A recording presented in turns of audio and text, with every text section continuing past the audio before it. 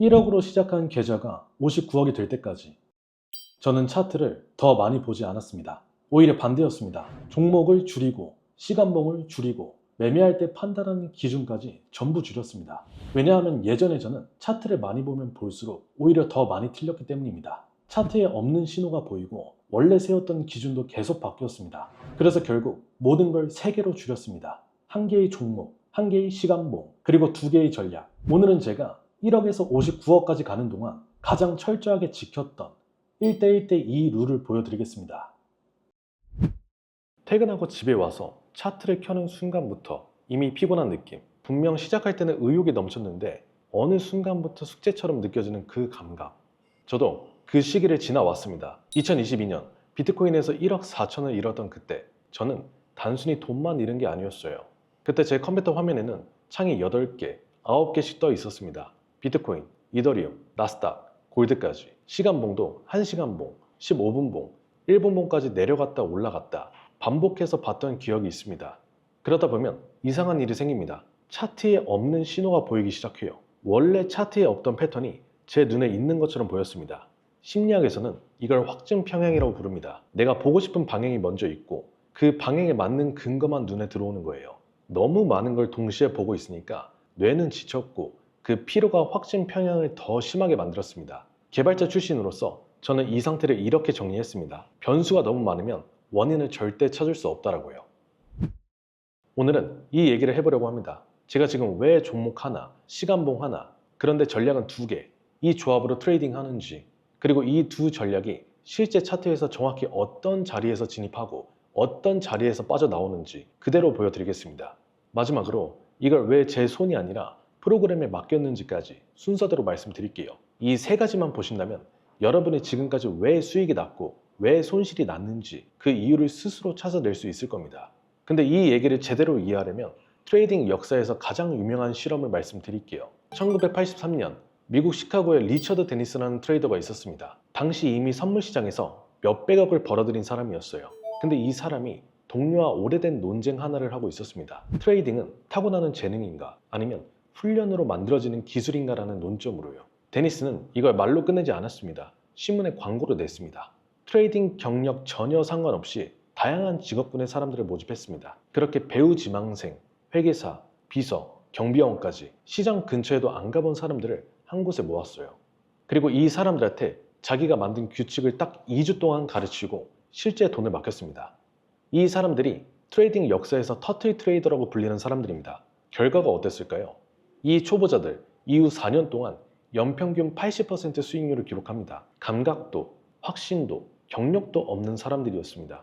근데 이들에게 주어진 건 딱 하나, 예외 없이 통제된 규칙이었습니다. 변수를 하나로 통제했기 때문에 결과가 규칙 때문이라는 걸 증명할 수 있었던 거예요. 우리의 매매도 똑같습니다. 종목도 계속 바꾸고 시간봉도 계속 바꾸고 전략도 계속 바꾸면 수익이 나도 왜 났는지 모르고 손실이 나도 왜 났는지 모릅니다. 답을 찾지 못한 채로 그냥 계속 반복만 하는 거예요. 트레이딩 업계에서 유명한 원칙이 하나 있습니다. 하나의 종목, 하나의 시간봉, 하나의 전략, 이거 하나만 지키면 실력이 는다는 원칙이에요. 저도 이 얘기에 상당 부분 동의합니다. 근데 저는 여기서 제 방식대로 하나를 바꿨습니다. 저는 전략 하나가 아니라 2개로 가져갑니다. 존 머피의 금융시장의 기술적 분석에서 다우 이론을 이렇게 정의합니다. 시장은 영원히 한 방향으로만 가지 않는다.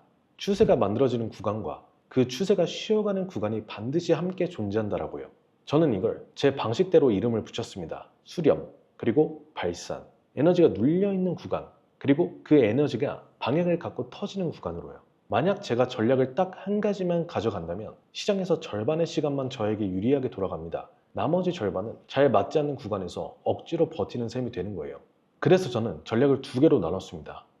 수렴 구간에서 작동하는 알고리즘 기반 전략 운용 1, 박스 전략 프로그램, 발산 구간에서 작동하는 알고리즘 기반 전략 운용 2, 트랜스 전략 프로그램. 대신 나머지 2가지는 철저하게 하나로 고정시켰어요.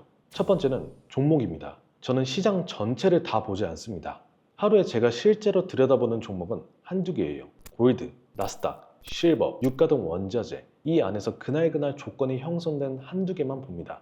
이것도 5개, 6개를 동시에 보는 대부분의 트레이더보다는 훨씬 적은 숫자입니다.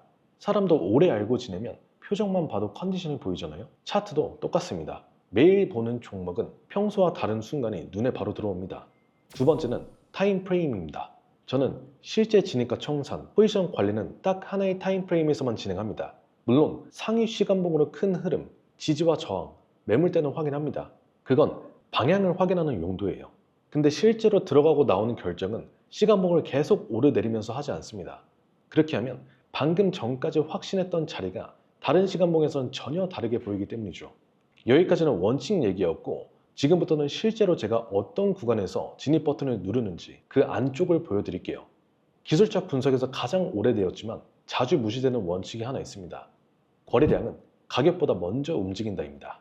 가격은 결과예요. 그 결과를 만든 진짜 원인은 그 뒤에 붙은 자금의 크기입니다. 그래서 저는 가격의 평균이 아니라 거래량의 평균, 볼륨 MA를 기준으로 시장을 읽습니다. 지금 이 거래량이 평소 대비 얼마나 벗어나 있는지 그 평소 수준을 저는 베이스라인이라고 부릅니다. 저는 이 베이스라인을 하나의 기준점으로 봅니다. 골드 차트로 보겠습니다. 가격이 3,970달러에서 4,090달러 사이 박스권을 그리고 있습니다. 여기서 대부분의 트레이더는 이렇게 판단해요. 박스 상단, 박스 하단, 그냥 그 안에서 사고 팔면 되겠네? 저는 그렇게 판단하지 않습니다.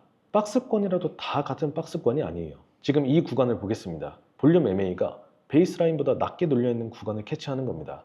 해당 구간은 매도 압력이 이미 소진되고 자금이 조용히 그 자리에서 쌓이고 있다는 뜻입니다. 반대로 같은 3,970달러를 터치했는데 볼륨 MA가 베이스라인을 웃돈다면 그건 지지가 아니라 지지처럼 보이는 자리일 뿐입니다. 누군가 계속 던지고 있다는 뜻이죠. 같은 가격, 같은 지지선이라도 그 자리를 만든 거래량의 성격이 다르면 전혀 다른 성격의 지지선이 됩니다. 저는 이 차이를 볼륨 MA와 베이스라인의 관계로 정의한 거예요. 그래서 제 박스 프로그램 전략은 3,970달러에서 단순히 반등을 기대하고 들어가는 게 아닙니다. 볼륨 MA가 베이스라인 아래 눌린 채 유지되는 그 자리에서만 손절 기준이 짧고 기대값이 좋은 진입으로 판단합니다. 그럼 빠져나오는 건 언제일까요? 같은 잣대를 반대편에도 그대로 적용합니다. 박스 반대편 4,090달러 부근에서 이번엔 볼륨 MA가 베이스라인을 다시 웃돌기 시작하면 그건 이 구간에서도 매도 압력이 살아나기 시작했다는 뜻이에요. 저는 그 지점을 청산 자리로 잡습니다. 들어갈 때 썼던 잣대를 나올 때도 똑같이 쓰는 거예요. 나스닥 차트로 보겠습니다. 3180달러에서 3320달러 사이 좁게 눌려있는 구간이 있습니다. 여기서 흔한 실수가 나옵니다. 캔들 하나가 길게 강하게 박스를 뚫는 순간 그게 위든 아래든 사람들은 반사적으로 그 방향에 따라 들어갑니다. 저는 그 캔들 하나를 믿지 않습니다. 기술적 분석의 가장 기본 원칙 중 하나가 돌파는 반드시 거래량으로 확인되어야 한다는 겁니다. 거래량이 붙지 않는 돌파는 통계적으로 되돌림, 이른바 가짜 돌파로 끝나는 비율이 훨씬 높습니다. 지금 이 구간을 보시면 박스 하단 3180달러가 무너지고 있습니다. 그래서 제 트랜스 전략은 이렇게 작동합니다. 먼저 수렴 구간을 탐색하고 수렴 구간이었던 3180달러를 하방으로 돌파하는 그 순간 볼륨 MA가 베이스라인을 평소 수준 대비 눈에 띄게 벗어나면서 연속적으로 함께 올라오는지를 확인합니다. 캔들과 거래량이 같이 확인되면 저는 그 방향에 올라탑니다. 캔들만 뚫고 거래량이 그대로면 저는 관망합니다. 여기서 수렴 구간 하단이 무너지면서 볼륨 MA가 베이스라인을 연속적으로 강하게 뚫으면 매도세가 우위를 가져간 것으로 판단하고 하락 포지션을 구축합니다. 그럼 이 포지션은 언제 정리할까요? 추세를 만들었던 그 볼륨 MA가 다시 베이스라인 아래로 눌리기 시작하는 시점입니다. 새로운 자금이 더 이상 들어오지 않는다는 뜻이니까요. 가격이 아직 그 방향으로 움직이고 있어도 그걸 만든 자금이 빠지기 시작했다면 저는 이미 늦기 전에 정리합니다. 핵심은 이겁니다. 캔들의 모양이 아니라 그 캔들을 만든 자금이 진짜인지 저는 그 질문 하나로 두 전략의 진입과 청산을 전부 결정합니다. 여기서 한 가지 짚고 넘어가야 할 게 있어요. 방금 말씀드린 기준들, 볼륨 MA와 베이스라인의 관계, 돌파 시 거래량 확인, 전부 데이터와 수치로 정의되어 있습니다. 근데 사람이 이걸 손으로 실행하면 반드시 예외가 생깁니다. 계좌를 무너뜨리는 건 대부분 원칙에서 벗어난 한 번쯤 괜찮겠지라는 사람의 선택 때문입니다. 터틀 트레이더들도 똑같았어요. 2주 동안 배운 규칙을 감정이 흔들릴 때마다 자기 마음대로 조금씩 바꿨다면 4년 연속 연평균 80% 수익률은 나오지 않았을 겁니다. 저도 직접 매매를 20% 정도는 병행하고 있습니다. 근데 최소한 박스와 트랜스 이 두 전략만큼은 제가 판단만 하고 직접 단타 매매를 진행하지 않습니다. 조건이 형성되면 프로그램이 진입하고 조건이 무너지면 프로그램이 청산합니다. 제가 하는 일은 종목을 한두 개로 좁히고 시간봉을 하나로 고정하고 이 두 전략이 각자의 구간에서 흔들림 없이 반복되도록 설계해두고 프로그램을 켜고 끄는 것, 딱 거기까지입니다. 그리고 이 구조를 지금 저와 같이 운영하고 계신 분들이 있어요. 예전엔 나스닥, 골드, 코인까지 화면을 다 열어놓고 봤는데 지금은 하루에 딱 한 종목만 보고 있어요. 신기하게 그게 더 마음이 편합니다. 박스 전략이랑 트렌드 전략 두 개가 왜 나눠져 있는지 이해하고 나니까 손실 나는 구간에서도 예전처럼 불안하지가 않더라고요. 구조를 이해하고 나면 손실이 나도 그 손실이 계획 안에 있는 손실인지 계획 밖의 실수인지 구분이 됩니다. 그 차이가 결국 오래 버티는 사람과 못 버티는 사람을 가릅니다. 제가 지금까지 진행해온 트레이딩은 더 많은 걸 아는 사람이 이기는 게임이 아니었습니다. 더 적은 변수 안에서 더 오래 버티는 사람이 이기는 게임이었습니다.